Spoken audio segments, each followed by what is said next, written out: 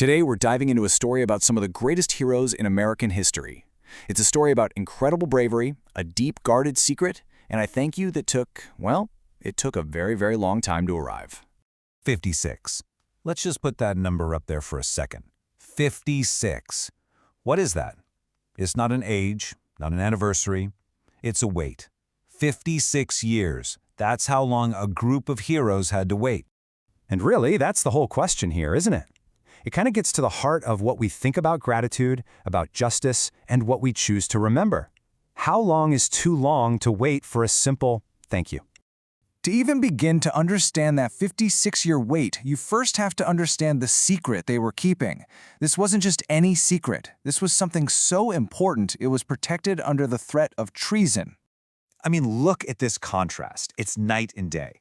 On one side, you've got the heroes we all know, like the Marines at Iwo Jima. They come home to parades, public praise, their story is told right away. But on the other side, you have the Navajo Code Talkers. They were sworn to absolute secrecy. They couldn't tell anyone, not their parents, not their wives, not their own kids, what they did in the war. Why? Because their story, their entire contribution, was classified for 23 years. And this is where the irony just becomes so staggering. These men created and used a code based on their own language that was literally unbreakable. It was a key part of winning the war in the Pacific. And what happens when they come home? They return to a country where, in states like Arizona and New Mexico, they weren't even allowed to vote. They were heroes who held the nation's biggest secret, but in public, they were treated like they didn't even count. You know, this silence wasn't just about not getting a parade. It had a real, tangible cost. A heavy one. Let's break down what that silence actually did to these men. So in Navajo culture, there's a deep tradition. When warriors come back from battle, they go through cleansing ceremonies to heal from the trauma, to restore balance. But how can you heal from a wound you're forbidden to even talk about? You can't. That classification order blocked them from their own culture's way of healing, causing this profound spiritual wound, what we now call a moral injury. And then there was the financial devastation, the GI Bill, right? That was the engine that built the entire American middle class after the war. College, home loans, the whole dream. But to get it, you had to prove your service. And their records? They were intentionally vague, listing these elite communication specialists as basic infantry or even janitors to protect the secret. Their incredible, unique skills were completely useless on a resume, so they were locked out.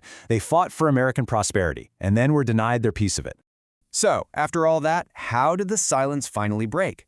Well, it wasn't a sudden reveal. It was a slow, painful crawl that stretched across decades. Just look at this timeline. The war ends in 45.